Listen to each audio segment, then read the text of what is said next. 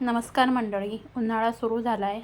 या गरमीमध्ये आपल्याला सतत काहीतरी थंडगार असं प्यावंसं वाटतं. आज आपण स्वादिष्ट रेसिपीमध्ये बनवणार आहोत मलाईदार लस्सी आणि अगदी 1 चमचा विरजण लावून घट्ट कवडीदार दही कसं बनवायचं तेही आपण बघणार आहोत. चला तर मग रेसिपीला सुरुवात करूया. इथे मी अर्धा लिटर म्हशीचं दूध घेतलेलं आहे आणि ते तापायला ठेवलेलं आहे. हे दूध आपल्याला 10 ते 15 मिनिटं मंद गॅसवर व्यवस्थित तापून घ्यायचं आहे.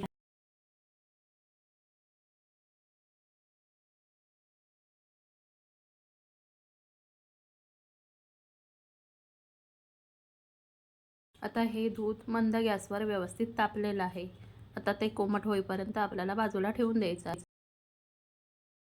आता दूध कोमट झालेलं आहे. आता आपल्याला विरजण लावायचं आहे. विरजणासाठी मी इथे फक्त 1 चमचा दही घेतलेला आहे. हे दही आपल्याला या भांड्याला व्यवस्थित सगळ्या बाजूनी व्यवस्थित लावून घ्यायचं आहे. आपण ज्या भांड्यात दही लावणार आहोत ते भांडं अगदी कोरडं घ्यायचं. अशा प्रकारे आपलं हे दही व्यवस्थित लावून झालेलं आहे. आता ह्याच्यामध्ये आपल्याला दूध ओतायचं आहे. या दुधाची साय आपल्याला थोडी बाजूला करून घ्यायची आहे आणि याच्यामध्ये आपल्याला हे सगळं दूध ओतून घ्यायचं आहे.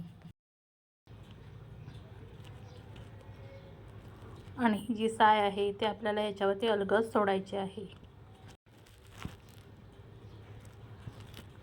आता हे दूध पूर्ण थंड होईपर्यंत आपल्याला असंच ठेवायचं आहे आणि मग याच्यावरती आपल्याला झाकण ठेवायचं आहे. आता हे दूध व्यवस्थित थंड झालेलं आहे. आता याच्यावरती आपण झाकण ठेवूया.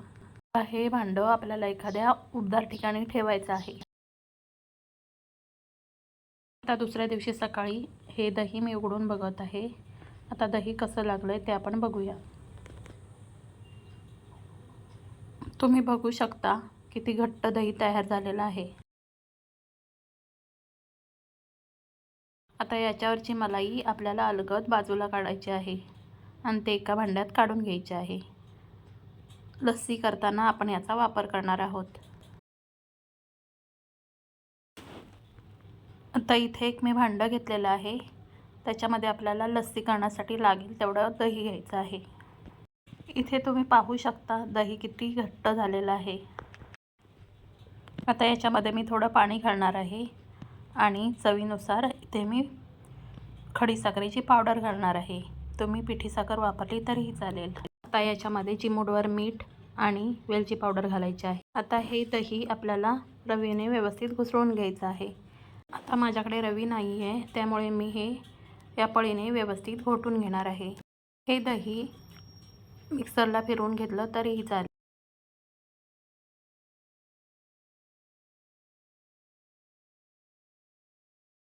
अशा प्रकारे हे दही आपल्याला व्यवस्थित घोटून घ्यायचं आहे.